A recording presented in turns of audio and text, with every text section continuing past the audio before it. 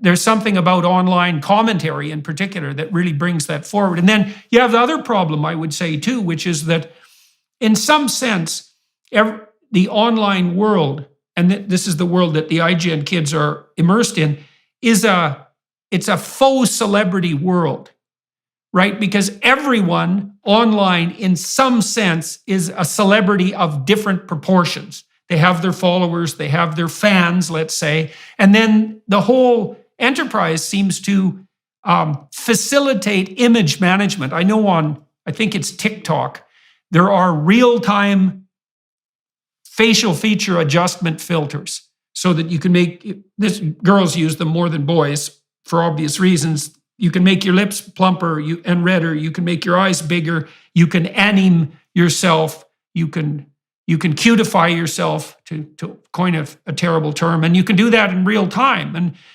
much of the reinforcement pressure seems to be directed towards attention seeking, and then that combined with the fact that there are almost no consequences for misbehavior seems to produce first of all, a toxic social environment, but also one that doesn't follow the same rules as actual face-to-face contact, which I think is the bigger danger.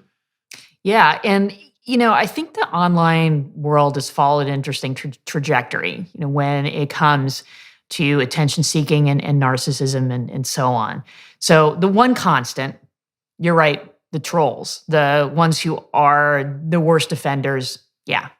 Sociopaths, narcissists, clearly, they've shown that in research. But for everybody else, I think early on, social media was something that pulled for that attention seeking, and you got that narcissism there of, look at me, I'm on MySpace and I have this many followers and here's all of my pictures and so on. But then when social media became more mandatory, which is really what it became for iGen around the early 2010s, I mean, when, almost 80%, 85% or so of high school students are doing that every single day on social media, then, and everybody's participating, well, not everybody can get attention. So then it becomes this competition. So I think at that point became less about narcissism for most people and more about not measuring up. And that's right. And that's when you start to get, I have to use these enhancement filters because I don't look as good as everybody else online. And I must be, unattractive because I don't have as many likes and followers as I want to have. And then all of the other things of I'm not interacting with someone face to face. I'm not getting the same emotional connection, and that people are automatically more negative and hostile. I mean, there's so many things going on in that online interaction. Especially once it became mandatory, that pulled not even really for narcissism, but more for anxiety and depression. Right. So maybe that's part of the reason that you've been picking up these and indicating these increases in mental health symptoms among young people. Well, the other thing I'm wondering about too, I've thought about this to a great degree, is that I studied antisocial behavior in boys and girls. And boys, they're pretty much straightforward juvenile delinquents when they're antisocial. They kick and fight and steal and break rules. And it's a lot of externalizing behavior, right? A lot of acting out.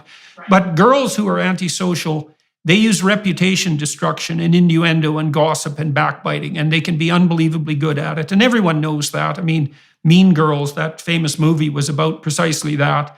And the thing about social media one of the things about it that's quite interesting and disturbing is that female-type antisocial behavior scales brilliantly online.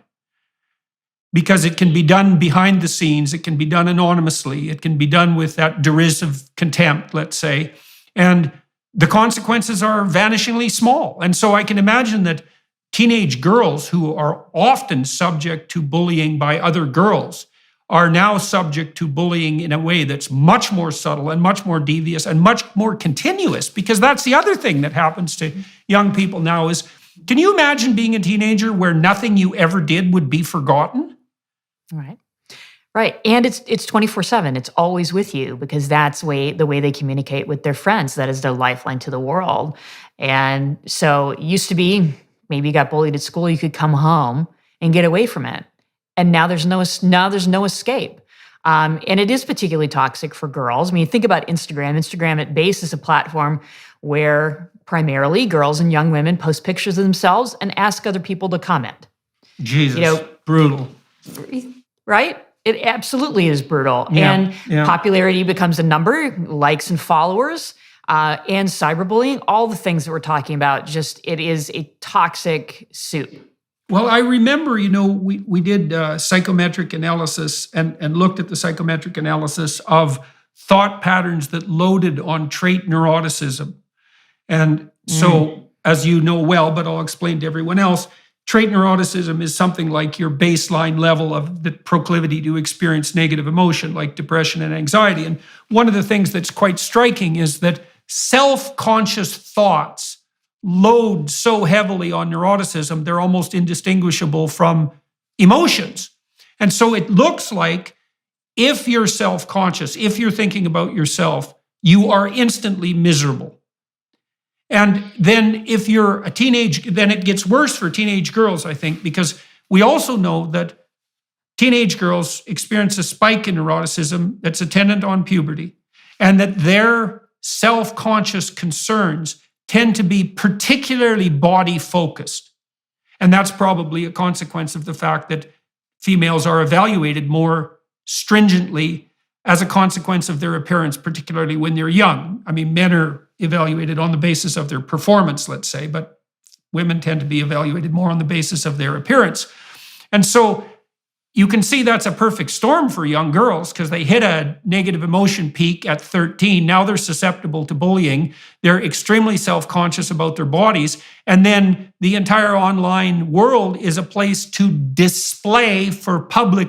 It's like the old nightmare that people have about public speaking is being naked on a stage. That's really, in some real sense, what the social media world has done to teenage girls. It's got to be damn near unbearable. Yeah, and the consequences have been severe. So teen depression has doubled, and that was true even before the pandemic. The rise started about 2011 or 2012, right as social media moved from optional to mandatory, and right when smartphones were owned by the majority of people. Loneliness went up, anxiety went up, and it's not just symptoms.